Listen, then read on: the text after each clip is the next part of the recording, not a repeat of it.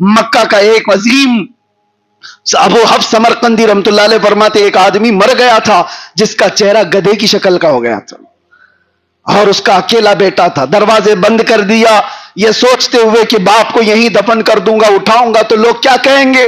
رو رہا تھا.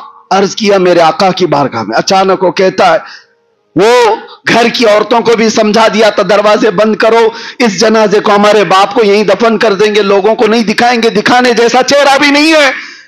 اسی اسنا میں گھر کا ایک دروازہ کھلتا ہے, ایک بزرگ آتے ہیں, چہرے پر چادر پڑی ہے, سیدھے اس میت کے پاس گئے, اس کے چہرے پر ہاتھ رکھا, چادر ڈھانک دی, اور پھر اس نوجوان کے پاس آ کر پوچھتے ہیں وہ بزرگ, بتا کیا بات ہے. اس نوجوان نے کہا آپ کون ہیں, کیسے آ گئے میرے گھر پر. میں نے تو سب دروازے بند کیے تھے, لیکن اب آپ نے دیکھ ہی لیا میرے باپ کو, تو دیکھو اسی لیے تو رو رہا ہوں. غم اس بات کا ہے میرا باپ مر گیا لیکن چہرہ گدھے کی شکل کا ہو گیا. تو آنے والے بزرگ نے کہا کچھ بھی تو نہیں ہوا, جا کے دیکھ لے. وہ نوجوان کہتا ہے میں اٹھ کر کے اپنے باپ کے چہرے کو دیکھا تو نہایت ہی چمکتا دمکتا چہرہ, کچھ نہیں ہوا. اتنے میں وہ بزرگ جا رہے تھے, یہ دامن پکڑ لیا, کہا آپ کون ہیں, اللہ کے فرشتے ہو, کون ہیں. پلٹ کر کے آنے والے بزرگ نے کہا انا محمد رسول اللہ صلی اللہ علیہ وسلم. میرے آقا نے فرمایا میں محمد اللہ کا رسول ہوں. اس نے قدموں پر گر کر کے پوچھا کہ آقا میرے باپ کے ساتھ کیا ہوا, میں یہی بتانا چاہتا ہوں. حضور فرماتے ہیں تیرا باپ کچھ گناہوں میں مبتلا تھا جس کی وجہ سے اللہ کا غضب ہوا. بیٹے نے پوچھا کیا کیا تھا میرے باپ نے. اب توجہ ہو, میرے آقا فرماتے یہ ہماری عادت نہیں کہ باپ کے گناہ بیٹے کو بتائے جائے. یہ ہماری عادت نہیں کہ باپ کے گناہ بیٹے کو بتائے جائیں. جو کیا تھا چھپا دیا گیا. آتا ہے فقیروں پہ انہیں پیار کچھ ایسا, خود بھیک دے اور خود کہے منگتے کا بھلا ہو. حضور پاک صلی اللہ علیہ وسلم فرماتے ہاں ایک عادت تیرے باپ کی اچھی تھی, اچھی جو ہے وہ بتا دیا, اچھی جو ہے وہ بتایا. فرماتے تیرا باپ اس وقت تک بستر پہ سوتا نہیں تھا جب تک 100 مرتبہ مجھ پہ درود نہیں بھیجتا تھا. اچھی یہ بھی لگی کہ میں ویسے تو اس سال جلوس عید میلاد النبی صلی اللہ علیہ وسلم کے موقع پر ہندوستان میں حاضر نہیں تھا, لیکن ہر علاقے میں اپنے اپنے اعتبار سے لوگ حضور کی محبت میں جلوس کی شکل میں نکل بھی رہے تھے.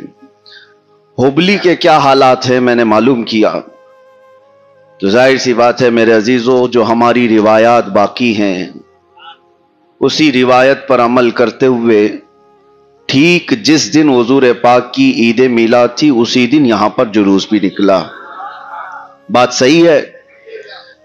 تو اس کا مطلب یہ ہے کہ حضور کے نام پر ہبلی والے کوئی کمپرومائز نہیں کریں گے انشاءاللہ, اور یہی ہونا بھی چاہیے.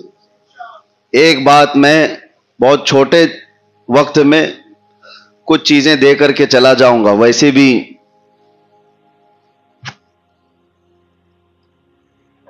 ہمارے آنے جانے کی خبر گرم ہوتی ہے تو بہت سارے لوگ ویسے بھی گرم ہوتے ہیں.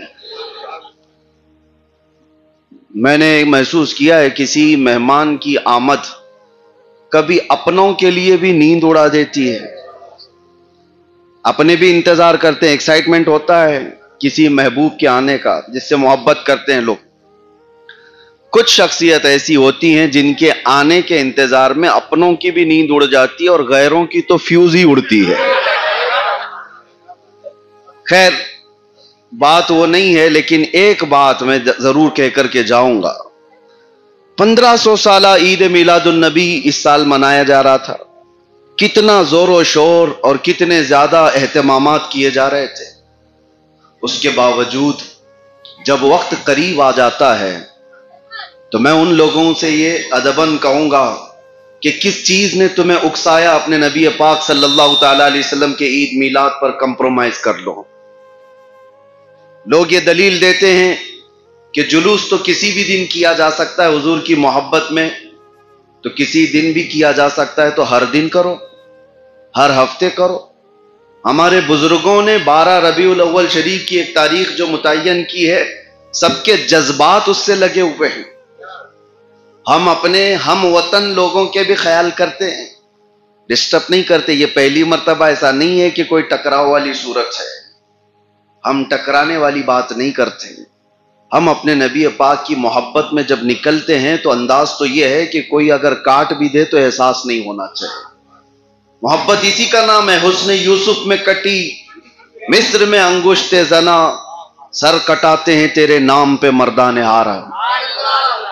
لوگ اگر جلوس میں نکل کر کے دیکھتے، وہ شریر لوگوں سے ہمارا کوئی تعلق نہیں جو جلوس کو انٹرٹینمنٹ کے لیے استعمال کرتے ہوں. عاشقان مصطفیٰ کے جذبات سے تو نہیں کھیلنا چاہیے.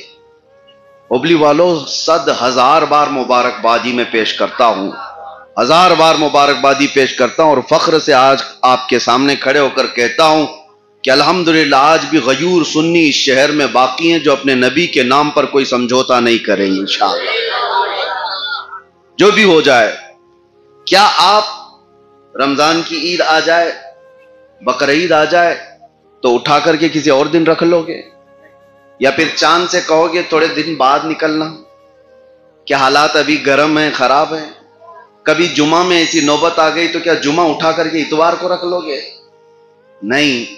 ان اللہ تبارک و تعالیٰ کی بارگاہ میں ایام مخصوص ہیں، جو دن مخصوص ہیں، انہی دنوں کے لیے یہ چیزیں مخصوص کی گئی ہیں. یہ میسج میں آج میلاد جلوس کے بعد اس لیے دے رہا ہوں کہ آگے سب کے ذہن میں یہ بات رہے کہ اگر کسی کو کسی نے قوم کا بڑا سمجھا ہے یا پھر آپ پر ٹرسٹ کرتے ہیں، اعتماد کرتے ہیں، تو کم از کم قوم کے ساتھ یہ کھیل نہیں ہونا چاہیے. چاہے ہمارے ساتھ کوئی بھی چیز ہو جائے، لیکن قوم کی جو ہمارے ساتھ محبتیں جڑی ہوئی ہیں اس کے ساتھ کھلواڑ نہیں ہونا چاہیے کسی اور کو راضی کرنے کے لیے. ایک بات یاد رکھیں کہ جس کو راضی کرنے کے لیے سب کیا جاتا ہے یہ کبھی راضی نہیں ہوتے، کبھی راضی نہیں ہوں گے. آج تم سے تمہارا جمعہ چھین کر کے یہ کہیں گے تم نیوٹرل بن جاؤ، سیکولر بن جاؤ، کٹر نہ بنو، لیکن کل کو اس کے بعد پھر کسی اور چیز پر یہ چیزیں ہوتی رہیں گی اور کبھی تم سے کوئی راضی نہیں ہو سکتا. مجھے بابا جی رحمت اللہ تعالی علیہ کی ایک بات یاد آتی ہے. علامہ خادم حسین رضوی رحمت اللہ تعالی علیہ، ہزارہا رحمتیں ان کی قبر پر ہوں. جس وقت ان کو پولیس گھسیٹ کر کے لے جا رہی تھی تو آپ نے کہا تھا تم تو کارندے ہو حکومت کے، جس طرح سے تمہیں کہا جاتا ہے ویسے کرو گے، لیکن ایک بات یاد رکھو، تم مجھے ٹارچر کر رہے ہو، کھینچ کر لے جا رہا ہو، دبا رہے ہو. جس کو خوش کرنے کے لیے تم میرے ساتھ یہ کر رہے ہو وہ تو تمہیں نہیں دیکھ رہا، وہ چاہے پرائم منسٹر ہو چاہے کوئی بھی ہو. جس کو خوش کرنے کے لیے تم مجھے کھینچ رہے ہو وہ تو تمہیں نہیں دیکھ رہا، لیکن میں جس کے لیے جا رہا ہوں وہ تاجدار مدینہ مجھے دیکھ رہا.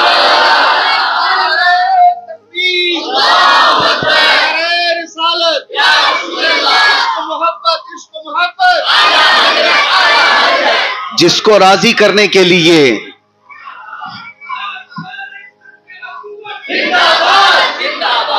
میں نے آیت یہ پڑھی ہے، تم خیر امت ہو، کنتم خیر امت اخرجت للناس، تم لوگوں میں خیر امت بنائے گئے ہو. تأمرون بالمعروف وتنہون عن المنکر، اچھائی کا حکم دو گے اور برائیوں سے روکو گے. یہ مزاج تمہارا ہے. یہ نہیں ہے کہ دین کے انہدام کی کوشش کرو گے، ہر چیز میں مصلحت کے دروازے ڈھونڈو گے. ہر چیز میں مصلحت کے دروازے نہیں ڈھونڈے جاتے. لوگ ہم سے یہ بھی کہتے ہیں کہ حالات بڑے خراب ہیں، آپ اس طرح سے بولتے ہیں، بہت سارے لوگ تکلیف میں آ سکتے ہیں، نوجوان اس طرح ہو جائیں گے، اس طرح ہو جائیں گے.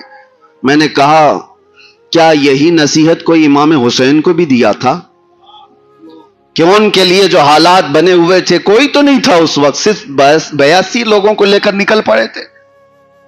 کسی نے مجھ سے یہ بھی کہا تھا کہ آپ کا ہونا بہت ضروری ہے، نوجوان آپ سے جڑے ہوئے ہیں اور آپ رہیں گے تو دین کا کام ہوتا رہے گا. میں ان سے یہی عرض کیا تھا، ادباً عرض کیا تھا، ہم تو پتہ نہیں کس درجے میں آتے ہیں اور نکمے گنہگار ہم سے کئی کروڑوں درجے زیادہ افضل اور بہتر تھا کہ امام حسین کا زندہ ہونا، ان کا ہونا کتنا ضروری تھا.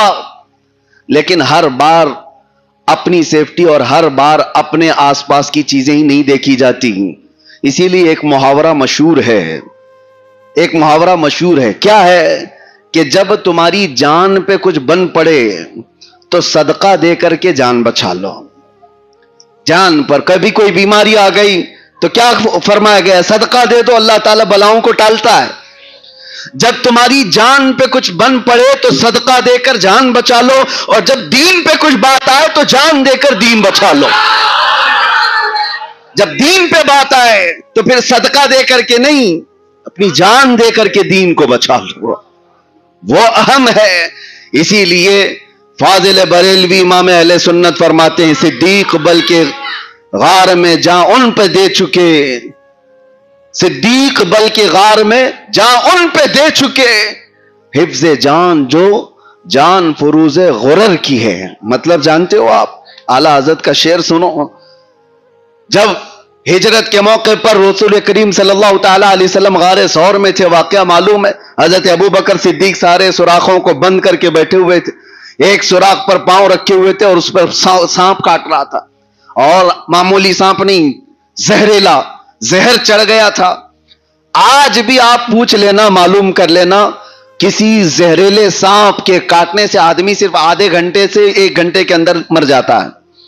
صدیق اکبر کو جو سانپ کاٹا تھا وہ زہر ان کے سینے تک آ چکا تھا, پیر سے چڑھتے ہوئے, اور نبی پاک صلی اللہ تعالیٰ علیہ وسلم نے بعد میں ان کا پیر ہٹانے کے بعد اپنا لعاب پاک لگایا, زہر تو ختم ہوا.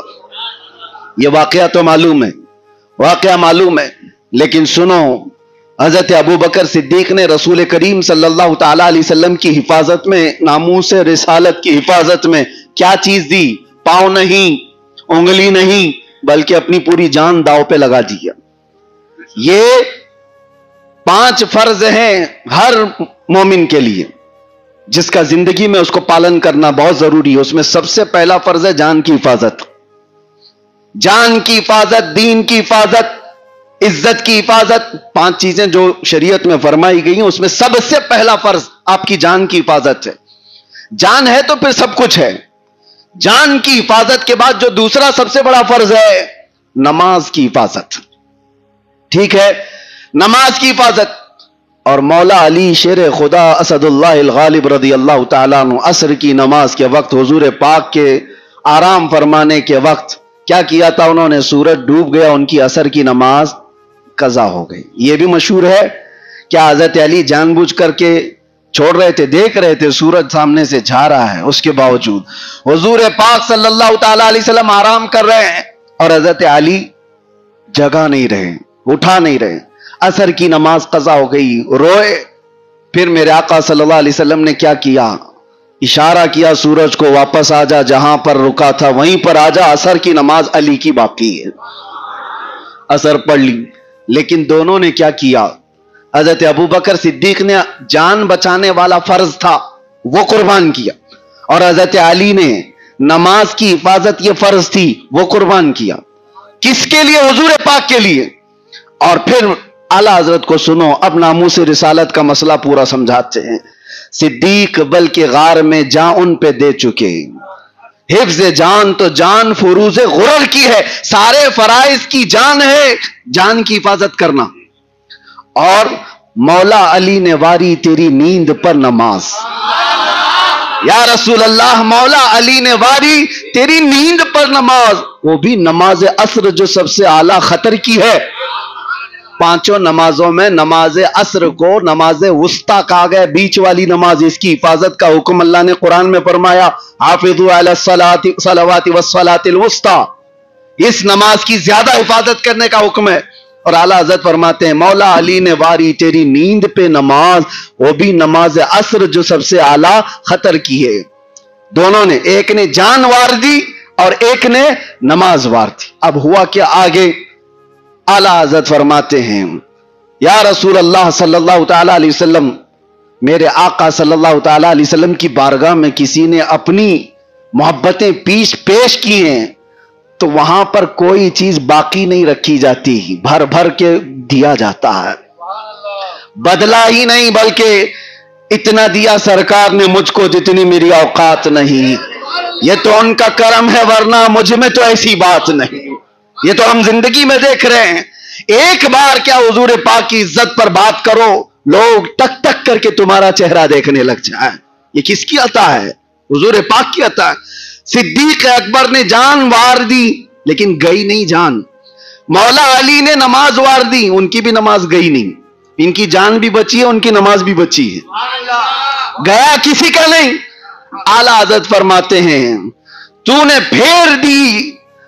پھیر دی جان اور ان کی نماز. یعنی حضور پاک صلی اللہ علیہ وسلم نے ان کو ان کی نماز پھیر دی اور ان کو ان کی جان پھیر دی.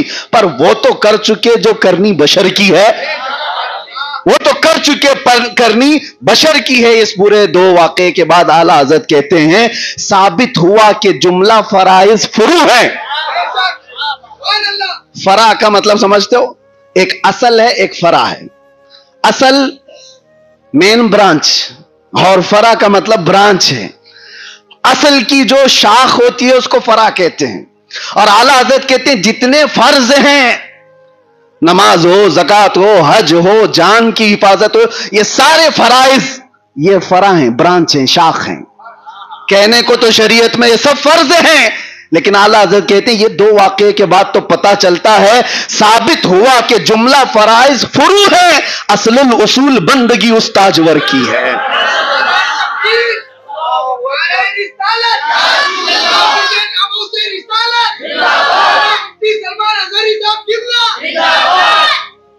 حضور پاک صلی اللہ تعالی علیہ وسلم کی محبت میں نعرے لگائے, میرے نعرے مت لگایا کرو. بار بار میں اس کی تنبیہ کرتا ہوں. ہماری حیثیت نہیں ہے ہمارے نام کے, اور نہ ہی یہ استقبال, نہ ہی یہ سارے شان ہمارے لیے نہیں ہے. یہ ساری چیزیں نبی پاک صلی اللہ تعالی علیہ وسلم کی جب بات ہو رہی ہے تو بات صرف حضور کی ہونی چاہیے. ہم شخصیت پرستی کے قائل نہیں ہیں. ہاں یہ چومنا, وہ چومنا, ادھر جھکنا, ادھر اٹھانا, یہ ہم اس کے قائل نہیں ہیں.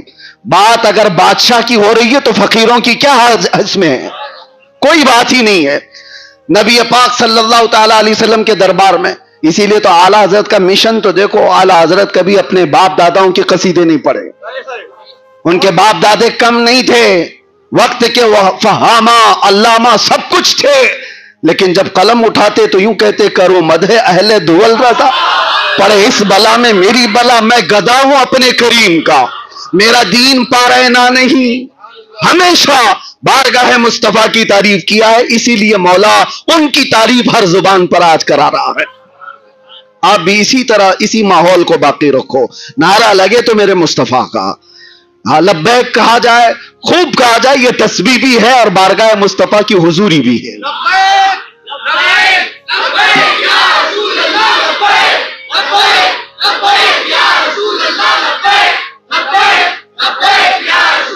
میرے عزیزو توجہ, جب کبھی کوئی کہتا ہے میں گھر میں بیٹھا ہوں, میں گھر میں بیٹھا ہوں, لوگ آ رہے ہیں, ملنے والے آتے ہیں جاتے ہیں سب, باہر سے تم کہہ رہے ہو مفتی صاحب میں آ گیا ہوں تھوڑا سا مل لو, آ گیا ہوں, کبھی فون پہ کبھی دروازے پہ. غیرت ہوگی 2 بار 3 بار تو آ تو جائیں گے, دروازہ کھول کے مل تو لیں گے. کب سے بیچارہ پکار رہا ہے مفتی صاحب میں یہاں ہوں, میں یہاں آیا ہوں. میرے عزیزو بلا تشبیہ و بلا تمثیل, لبیک یا رسول اللہ کا مطلب یہ ہوتا ہے اے اللہ کے رسول میں آ گیا ہوں, اے اللہ کے رسول میں حاضر ہوں.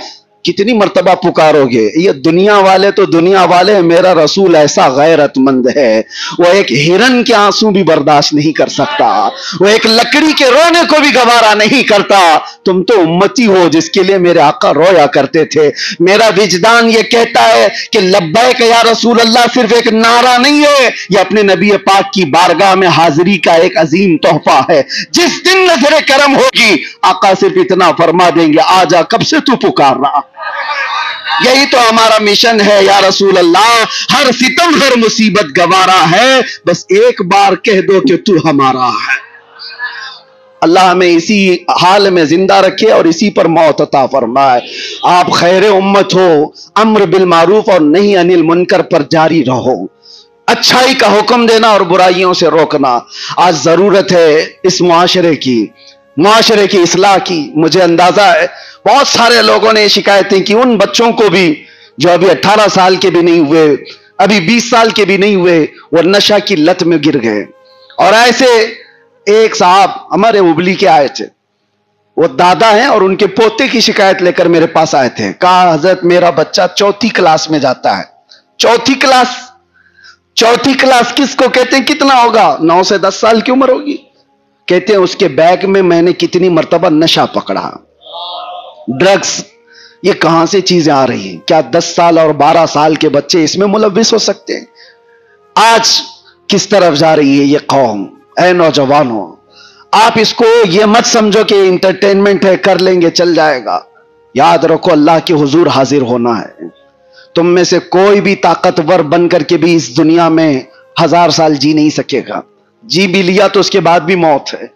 یہاں پر کسی کی دائمی زندگی نہیں ہے, اللہ کے حضور جانا ہے. اور اس حال میں تمہیں لے جایا جائے گا, تمہارے ہاتھ پیر بھی ہل نہیں سکیں گے, تمہارے ناک میں روئی ٹھونس کر کے, تمہارے پیٹ کو رسی باندھ کر کے, انگوٹھوں کو بھی باندھ کر کے لوگ کس طرح لے جاتے ہیں, لے جا کر کے امام کے سامنے رکھ کر اس کو نماز پڑھا کر کے. ہم دیکھتے ہیں جب جنازے دفن ہوتے ہیں, یہ بندہ اپنی زندگی میں چھوٹی سی مٹی کی دھول بھی اپنے کپڑے پہ برداشت نہیں کرتا تھا. آج اس کے ہی عزیز بھر بھر مٹی بھر کے اس پر مٹی ڈال کر چلے جاتے ہیں. ہم سب کا بھی وہی حشر ہونا ہے, سب کا بھی وہی حال ہے. اور اس قبر میں جانے کے بعد کس کو چیخو گے, کس کو پکارو گے, کس کو بلاؤ گے؟ وہ دوست آئیں گے جو تمہارے, جن کے لیے تم نے ماں باپ کو تک چھوڑ دیا. وہ دوست آئیں گے جن کے لیے تم نے اپنی حیثیت بدل دی, اپنے پیسے برباد کی. کوئی بھی نہیں آتا. دوستوں کا تو حال یہ ہے کہ ادھر مٹی نہیں ہوئی, ادھر وہ قبرستان سے نکل گئے. کچھ دیر تک اگر کوئی بیٹھا تو بھائی یا باپ بیٹھ جائے یا بیٹا بیٹھ جائے, باقی کسی کا نہیں ہے. دنیا ہے, تمہاری سانسوں کی مالا جب تک چل رہی ہے تب تک ساتھ ہے, یا تمہارے ہاتھ میں پیسہ ہے, منصب ہے, تب تک ساتھ ہے. باقی سب چھوڑ کر جائیں گے. جب قبر کی تختیاں بند ہو جائیں اور گھوپ اندھیرا چھا جائے, اس وقت کوئی نہیں آتا, کوئی نہیں ہوگا. تم نے اپنے آپ کو جب برباد کیا, اس کے بعد سے اس کی شروعات ہوگی. قبر کی زندگی آخرت کی پہلی منزل ہے. یہاں سے پھر تمہارا احتساب, یہاں سے پھر تمہارا حساب شروع ہو جائے گا. بتا تو نے جوانی کہاں کہاں خرچ کی ہے, کہاں کہاں خرچہ کیا. میرے عزیزو, اس اندھیری رات میں اگر کوئی آتا ہے تو صرف آمنہ کا لال تشریف لاتا ہے. میرے آقا صلی اللہ علیہ وسلم کی آمد کی بات بتائی جاتی ہے. وہ قبر میں تشریف لاتے ہیں. جو نبی پاک صلی اللہ تعالی علیہ وسلم قبر میں بھی آئیں اور حشر میں بھی ہمارا ہاتھ پکڑے. آج تم ان کا دامن پکڑنے سے بھاگ رہے ہو, آج تم ان کے پیچھے چلنے سے بھاگ رہے ہو. آ جاؤ واپس, اٹھو, وہ گر نہ حشر نہ ہوگا پھر کبھی. دوڑو کہ زمانہ چال اپنی چل گیا, اپنے محلوں کو نشہ سے پاک کرو. دل درد کرتا ہے میرے عزیزوں, میرا ان سے کوئی لینا دینا نہیں ہے. ان نوجوان بچوں سے ہمارا کیا رشتہ ہے؟ تم نشہ کرو گے, برباد ہو جاؤ گے, لوگ تماشا دیکھ کر کے ہنسیں گے اور کچھ نہیں ہوگا. ایک چھوٹی سی بچی ہے, جنازے میں حاضر تھا, میں آپ کو بتا رہا ہوں, 6 سال کی بچی ہے. اس کا باپ کینسر کی وجہ سے مر گیا, بہت جوانی میں مر گیا. اور کینسر کس وجہ سے؟ نشہ کی وجہ سے. اور اس کی بچی نے ایک بار مجھ سے جو سوال کیا, آج تک دل پہ لگتی ہے بات. کہا کہ حضرت آپ تو بتائیے, ہم تو چھوٹے ہیں اور میری ماں کے لیے ہمارا کیا قصور ہے جو ہمارے ابا اس طرح کر کے چلے گئے ہیں؟ ہمارا کیا قصور ہے, ہمارا کیا, پوری زندگی ہم بغیر باپ کے ہی رہیں گے؟ اس بچی کے وہ جملے آج بھی چبھتے ہیں. میں نوجوانوں سے پوچھتا ہوں, تم کس پر ظلم کرو گے؟ تمہارے ساتھ کتنی زندگیاں جڑی ہوئی ہیں, کتنی زندگیاں جڑی ہوئی ہیں. تم اپنے انٹرٹینمنٹ کے لیے, اپنے عیش کے لیے کتنوں کو برباد کرو گے. ان کی زندگیاں نہیں ہیں جو تمہاری آس پر جی رہے ہیں. تمہارے بچے ہیں, بھائی ہیں, بہنیں ہیں, کتنے لوگ تمہارے انتظار میں ہیں. میں جانتا ہوں کتنے ایسی مائیں انتظار میں, کتنے تو نوجوان جیل میں اسی طرح سے دیکھے گئے جو ناحق ایسے کاموں میں مبتلا ہو کر جیل کی سزائیں کاٹ رہے ہیں. اور ان کی مائیں 2-2, 3-3 گھنٹے باہر گیٹ پر بیٹھی رہتی, دھکے کھاتی ہوئی, دھوپ میں, بارش میں, سب جگہ. ان کو دیکھ کر کے بھی ترس آتا تھا.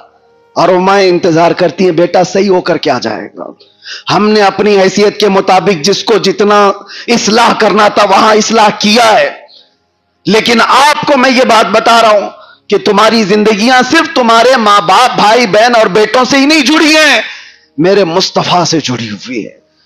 آبرو ماذا نام مصطفیٰ، ہم سب کی عزت و آبرو مصطفیٰ کے نام سے ہے۔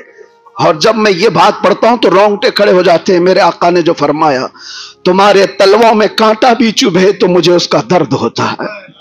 کون ہے جو ہماری ان غموں کو سننے والا؟ کون ہے میرے مصطفیٰ کریم صلی اللہ علیہ وسلم کے علاوہ؟ تمہیں پتا ہے ملک الموت جس وقت میرے آقا کی روح لینے آئے تھے، اس وقت میرے آقا نے یہ نہیں کہا کہ نزا کی تکلیف اتنی ہے، بلکہ یہ پوچھا اے اسرائیل بتا کیا یہ تکلیف میری امت کو بھی دی جائے گی؟ جب ملک الموت نے کہا سکرات سے سب کو گزارا جائے گا تو حضور کی آنکھوں سے آنسو نکل آئے۔ یہ نہیں پوچھا کہ میرے گھر والوں کو بھی تکلیف ہوگی، نہیں، بلکہ میرے آقا نے فرمایا کیا میری امت بھی اس درد سے گزاری جائے گی؟ آپ سے میں کہتا ہوں جو نبی، اسی لیے اعلیٰ حضرت کا میسج یہی تھا، جو نہ بھولا ہم غریبوں کو رضا، یاد اس کی اپنی عادت کیجئے، یاد اس کی اپنی عادت کیجئے۔ آ جاؤ اے نوجوانوں، بارگاہ مصطفیٰ صلی اللہ علیہ وسلم کی اس عظیم چھاؤں میں جہاں پر پلنے والے اپنے آپ کو آسمان کے ستاروں تک پہنچا دیتے ہیں۔ آپ کو پتا ہے ایک عرب نے آدمی کا بول بالا کر دیا، خاک کے ذروں کو ہمدوش سریا کر دیا، خود نہ تھے جو راہ پر اوروں کے ہادی بن گئے، کیا نظر تھی جس نے مردوں کو مسیحا کر دیا۔ آج بھی اس دربار میں آنے کی تمہاری دیر ہے، شرما امت، جن لوگوں کے دہلیز پر تم نے گھنٹوں گزارے ہوں گے، اس نیتا، اس آقا، اس مالک، لیکن ملا کیا؟ تمہارے غموں کی بپتا جہاں سناتے ہو لوگ تمہارا مذاق ہی تو اڑاتے ہیں، مذاق اڑاتے ہیں۔ تمہارا بیٹا بگڑ گیا، کسی کے پاس جا کر کے شکایت کی، اس نے ہاں ہاں کر کے سن لیا، جانے کے بعد 4 لوگوں سے کہتا پتا ہے فلاں آیا تھا اپنے بیٹے کے بگڑنے کی شکایت کر رہا تھا، اس کا بیٹا تو برباد ہو گیا، ایسا ہے ویسا ہے۔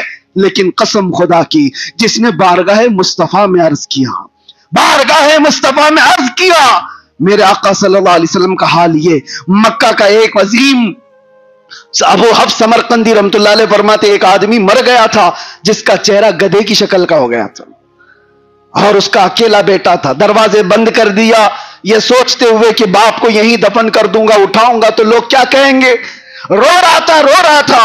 عرض کیا میرے آقا کی بارگاہ میں، اچانک وہ کہتا ہے وہ گھر کی عورتوں کو بھی سمجھا دیا تھا دروازے بند کرو، اس جنازے کو ہمارے باپ کو یہیں دفن کر دیں گے، لوگوں کو نہیں دکھائیں گے، دکھانے جیسا چہرہ بھی نہیں ہے۔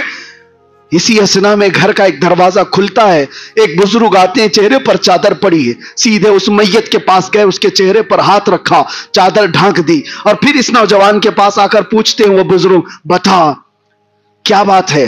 اس نوجوان نے کہا آپ کون ہیں، کیسے آ گئے میرے گھر پر؟ میں نے تو سب دروازے بند کیے تھے، لیکن اب آپ نے دیکھ ہی لیا میرے باپ کو تو دیکھو، اسی لیے تو رو رہا ہوں، غم اس بات کا ہے میرا باپ مر گیا لیکن چہرہ گدھے کی شکل کا ہو گیا۔ تو آنے والے بزرگ نے کہا کچھ بھی تو نہیں ہوا، جا کے دیکھ لے۔ وہ نوجوان کہتا ہے میں اٹھ کر کے اپنے باپ کے چہرے کو دیکھا تو نہایت ہی چمکتا دمکتا چہرہ، کچھ نہیں ہوا۔ اتنے میں وہ بزرگ جا رہے تھے، یہ دامن پکڑ لیا، کہا آپ کون ہیں؟ اللہ کے فرشتے ہو، کون ہیں؟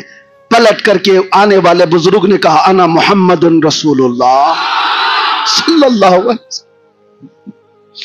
میرے آقا نے فرمایا میں محمد اللہ کا رسول ہوں۔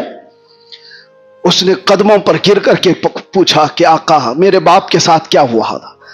میں یہی بتانا چاہتا ہوں۔ حضور فرماتے ہیں تیرا باپ کچھ گناہوں میں مبتلا تھا جس کی وجہ سے اللہ کا غضب ہوا۔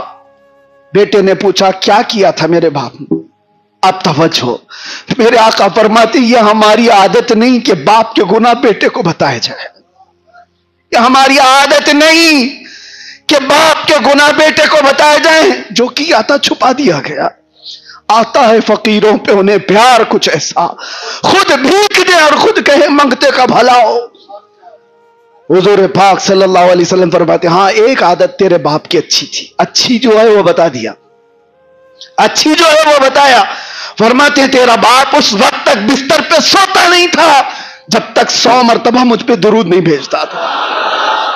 اس کا انتقال ہوا تو فرشتوں نے مجھے بتایا میں چھل کر کے آ گیا اور اللہ کی بارگاہ میں عرض کیا کہ مولا تیرا غضب ہوا، اس کا چہرہ بدل گیا، لیکن مولا یہ درود پڑھنے والا چہرہ ہے، اگر یہی برباد ہوا تو دنیا کیا تانا دے گی؟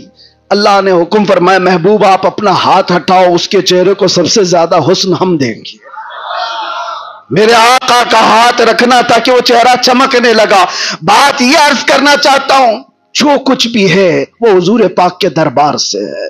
آ جاؤ ایک بار اپنے تمام معاملات کو لے کر، اسی لیے اعلیٰ حضرت فاضل بریلوی رحمۃ اللہ تعالی علیہ یہ فرماتے ہیں اپنے دل کا ہے انہی سے آرام، سونپے ہیں سب انہی کو سب کام، سونپے ہیں انہی کو سب کام، چارہ درد رضا کرتے ہیں، لو لگی ہے کہ اس در کے غلام چارہ درد رضا کرتے ہیں، جان و دل ہوش و خرد سب تو مدینے پہنچے، تم نہیں چلتے رضا سارا تو سامان گیا۔ حضور کے دربار میں اپنے آپ کو سرنڈر کرو، پیش کرو، پھر دیکھو عزتوں میں اضافہ کیسے ہوتا ہے۔ اللہ کریم کہنے سننے سے زیادہ عمل کی توفیق عطا فرمائے۔ آ جاؤ، آج جو نوجوان ادھر ادھر بھٹکے ہوئے تھے ان سب کو دعوت فکر دے کر میلاد کی برکت سے، ربیع الاول کی برکت سے اس مجمع میں عرض کرتا ہوں چلو پکارتے ہیں بارگاہ مصطفیٰ میں سچے دل سے، آؤ ایک بار ایک آواز ہو کر کے عرض کرو میں مجرم ہوں آقا مجھے ساتھ لے لو، میں مجرم ہوں آقا مجھے ساتھ لے لو، کہ رستے میں ہیں جا بجا تھانے والے، چمک تجھ سے پاتے ہیں سب پانے والے، میرا دل بھی چمکا دے، میرا دل بھی چمکا دے، میرا دل بھی چمکا دے، لبیک یا رسول اللہ،